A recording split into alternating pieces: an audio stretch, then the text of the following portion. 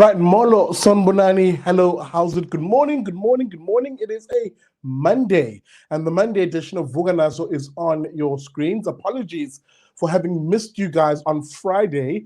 I'm sure you're waiting to find out who the moomish of the week is. As you remember, every Friday on the morning news analysis show, Vuka Nazo, we have either a champ of the week or a moomish of the week.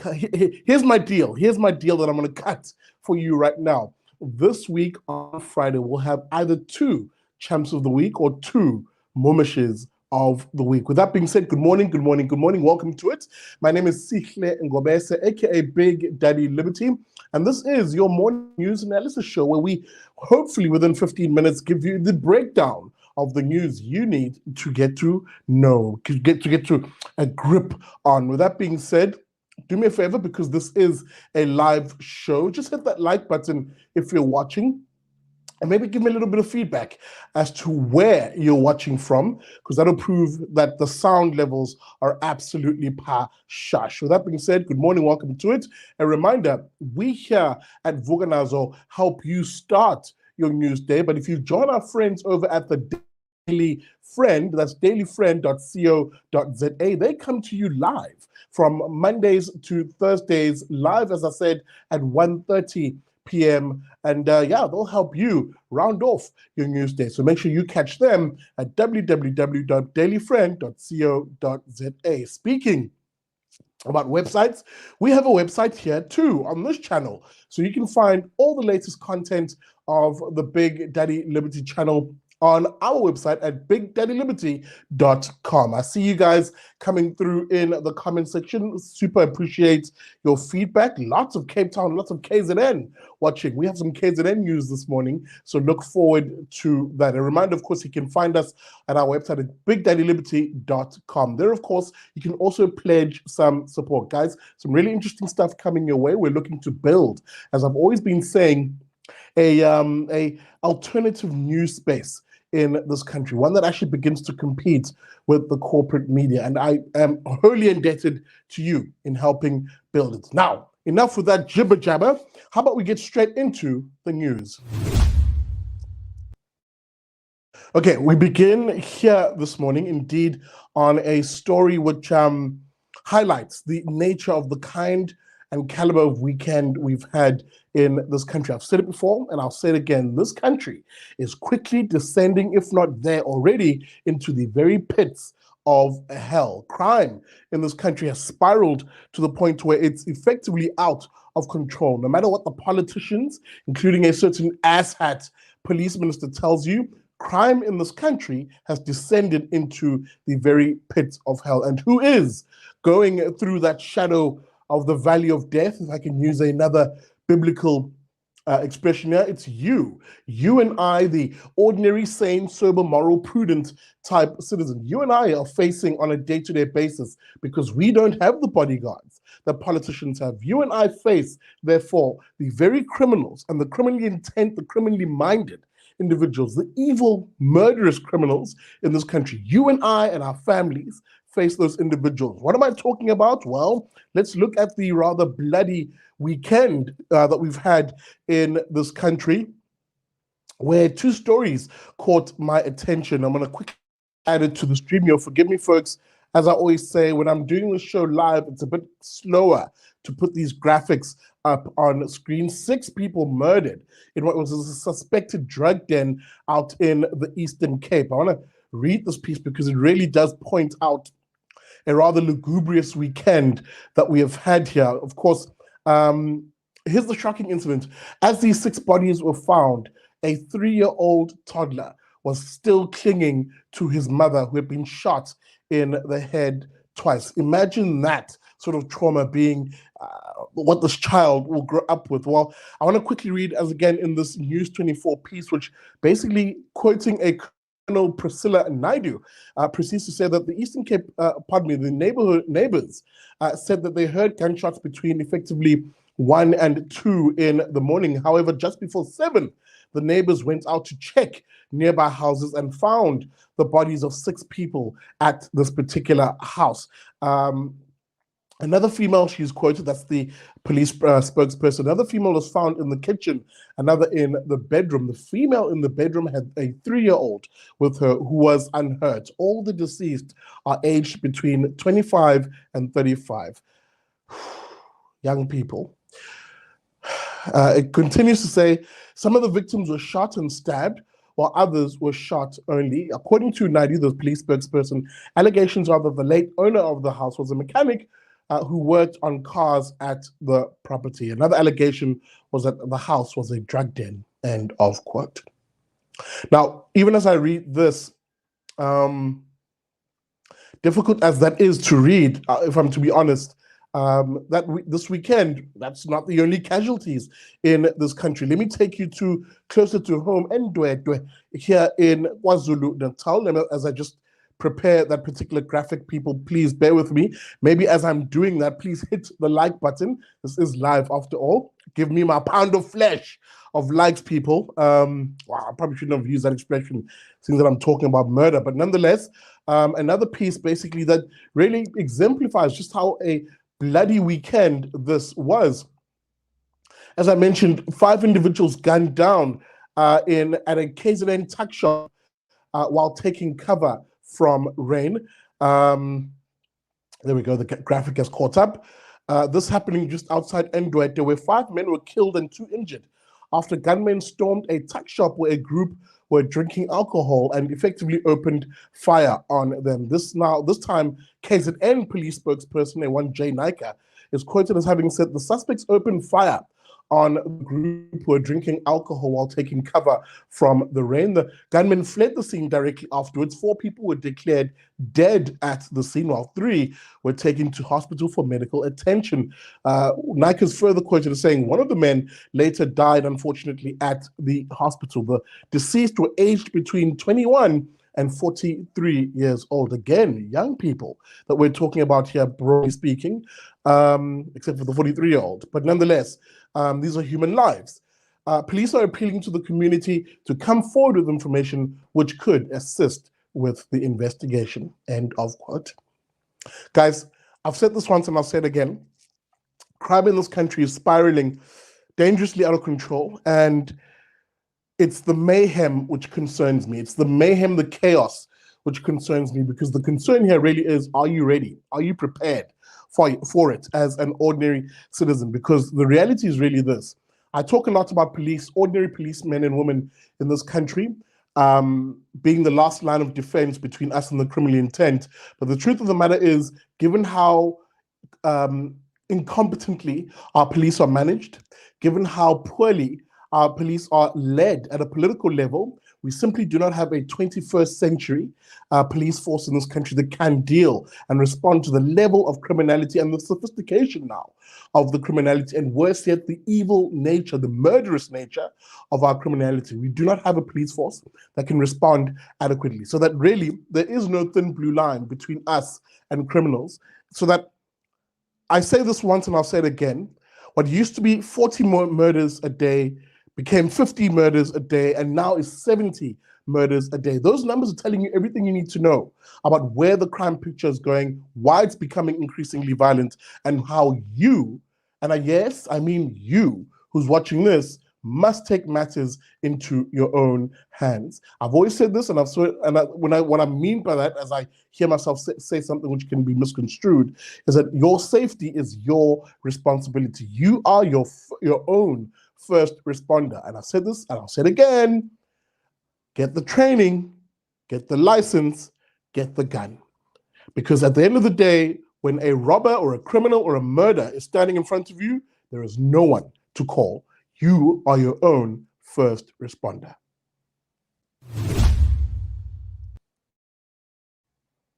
All right, I'm going to take us now to other news. Unfortunately, the body count in this country continues to grow. A rather shocker of a story, if I can call it that. Are we ever shocked anymore in this country? But another shocker nonetheless of a story as I prepare the graphic here. Bear with me, people. As I always say whilst I'm doing this, hit that like button, share this particular stream. Nonetheless, 19 bodies found in Krugersdorp of the illegal Zama-Zamas. Yes, those individuals are back. Clearly, after that dog and pony show of Begicele descending on that town, you remember he was there after the 8 women were raped rather savagely in that part of the world. The whole police establishment, led by the ass in the hat, Begicele, then descended on the town, and much like I warned you would be the case, PR was the case. Why do I say it's PR? Because even as it relates to the incident of the rape of those 8 women, the suspects who were caught and rounded up for that have now been released due to insufficient evidence. Again, the state of our SAPs, guys, the state of our SAPs coming back to haunt us in the worst way possible. Now that, of course, the media attention in that part of the world has died down, well, guess what? Those illegal miners, the violent gangs, the Zama gangs, if you saw that episode I did on my channel, which gave you full insight as to who these individuals are, why they are mostly foreign nationals from Lesotho who are streaming into this country to terrorize and to pillage our mining infrastructure, whether abandoned or even currently JSE listed mines, these terrene groups or gangs, pardon me, who we broadly call Zama-Zama miners. Well, they're effectively back in Krugersdorp, where, as I said, 19 bodies of these individuals found in that part of the world. I want to quickly read this EWN piece, which again, quoting a police spokesperson, Ubrenda Muritili, explained that, quote, on the 2nd of November of 2022, at about 3 o'clock, members of the SAPs in Krugersdorp responded to a call following the discovery of 19 bodies of alleged illegal miners. All necessary role players were summoned to the scene, and an inquest docket has been registered for further investigation, or rather information, as she puts it. 3 months ago, you remember, as I mentioned, Ubeyicele had sent a joint team of law enforcement officials to Krugersdorp to crack down on illegal miners. Now, this is where the story gets a little weird for me. Just under the headline here, it says it's unclear how the alleged miners, widely known as ZamaZamas, died of these 19 bodies. However, police said they, quote, didn't suspect any foul play. That quote for me rings a bit weird, because it's 19 bodies. I mean, it's not 19 packets of potatoes. It's not 19, kids sitting on the street corner sort of rapping. These are 19 bodies of human beings. And, if they're just sort of being found, and presumably, as the story quotes, they weren't where they were found isn't necessarily where these individuals had died, I would imagine this warrants much more concern than, no suspicion of foul play. But again, that's the nature of our police in this country, which begs the question, as I've always said, and I'll say this very quickly. We have a situation in this country where nothing is sacred anymore. Nothing is safe anymore. Everything is prone to you picking up a rock and unfurling a piece of fabric, and right behind it or right underneath it, there's a criminal waiting in the wings. I mean, the Zama-Zamas have become a force on their own, a rather dangerous one, and if I can use the word, a rather terror-like organization with an estimated 100,000 of these individuals operating in abandoned and currently being mined mine shafts, pardon me. It begs the question, and with them being as heavily armed and as well resourced as they are, how long is it? How long will it be until some individual, some grouping recognizes here is a readily available, heavily armed force which they could potentially hire to achieve any other goals in this country? What I'm talking about here, and I'm being cryptic, I understand, but if you have 100,000 individuals who are, relatively speaking, well-moneyed insofar as they're mining for precious metals and making money hand over fist, it's only a matter of time when that same heavily armed force can be maybe even bought, or like mercenaries rented for other groupings who have other intentions, whether it's the cash in transit guys or maybe even terror organizations who say, hey, we want to exact some sort of revenge or some sort of attack in South Africa. Can we hire you guys? It is that possibility for me which scares me, and it's that possibility which the police simply will not be able to, and currently aren't able to, deal with when you look at how these Zama-Zama illegal miners, heavily armed as they are running rampant and running riot. I'm frightened at the prospect of these individuals sort of moving away from or perhaps becoming a rented gun is perhaps the expression I'm looking for. And with this particular number of them, it simply is a matter of time before police, and maybe you and I, recognize that we're heavily outnumbered.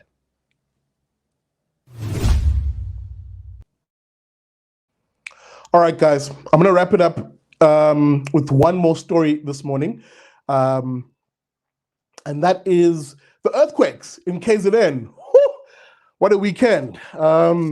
It was, if you're anywhere near Krugersdorp, or indeed, which was where the first earthquake happened, or even in Ndwedwe, or rather Greytown, which is under Ndwedwe municipality. No, actually it isn't.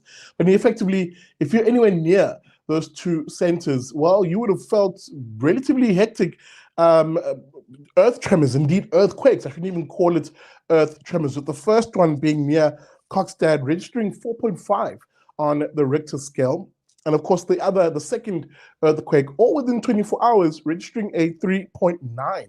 Now, again, these parts of the world aren't, I suppose, a stranger to earthquakes. I mean, just the one around Greytown, the last earthquake there was in the 1930s. So yes, not strangers to earthquakes. Sorry, I don't know why I started there.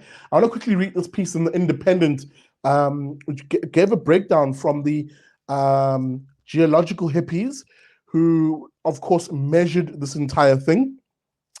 Give you a moment, guys. As I always say, whilst I'm doing this, hit that like button.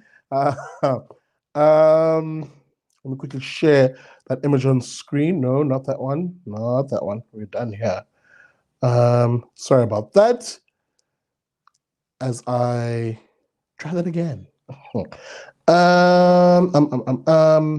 Hit the like button, folks, and let me know what you think about the news so far. What are you paying attention to at the moment within the news cycle? Yes, as I mentioned, those earthquakes. Experts confirm a second KZN earthquake measuring 3.9, but hey, don't panic, is what those experts say. Who are these experts? Of course, they're from the Council for Geoscience in KwaZulu-Natal, who went on to basically confirm that the two earthquakes did not occur along the same geological structure, or fault as they call it, but might be interrelated on a much more regional scale. Now, they're quoted as saying that, moreover, the council would like to assure the South African public that there is no cause for panic. A team of technical experts is currently analyzing the preliminary epicenter locations and magnitudes. The council also is the custodian, you'll remember, of the network which monitors seismic wave activities throughout the country. Now, with the earth hippies saying everything's okay, don't panic, I will do exactly that. I will not panic, that is. But it's enough to say that it's very interesting that these earthquakes are becoming a lot more frequent. I mean, I remember in primary school here in Durban, where, you know, the teacher at the time walked into the classroom and sort of with a bewildered look on his face, like sort of like a wild slave, like running away from his master, like, did y'all feel that last night? And we're kind of like, feel what? Clearly, there's a lot more seismic activity happening in this part of the world, in this region, which begs the question: is our science community ready? You know, the Americans have a very advanced system that can warn for not necessarily earthquakes per se, but definitely warn for tsunamis or tidal waves. Part of me is just wondering, do we have the same capability in this country? And beyond that, leave aside, you know, a forewarning for not volcanoes, for earthquakes. Leave aside a forewarning for that, because that's not really possible. But here's the real kicker: do we have the ability, if we were to be hit by a really massive earthquake, does the state and our disaster response mechanisms have the ability to deal with a large-scale natural disaster like that? The KZN floods would suggest we don't. And that, for me, is where the real concern, when I read the story, lies in. Are we waiting for a disaster to happen here? But nonetheless, for those who experienced it, I'm looking forward to your stories. How did you feel it? What part of KZN or even Lesotho I hear it went as far as that? Were you in where you felt this earthquake? Let me know, people, in the comments. All right, that's it for this episode of Vuka Nazo, where we analyze the morning news for you here on the show. Let me know what you think about the show. This is where we end it. Remember, you can find us on our website at www.vukanazo.co.za. I'll see you tomorrow, good people, on the Tuesday edition, which will likely be pre-recorded. Back to that, because these become too long when I do them live. But nonetheless, have a great day, happy Monday, and I'll see you tomorrow.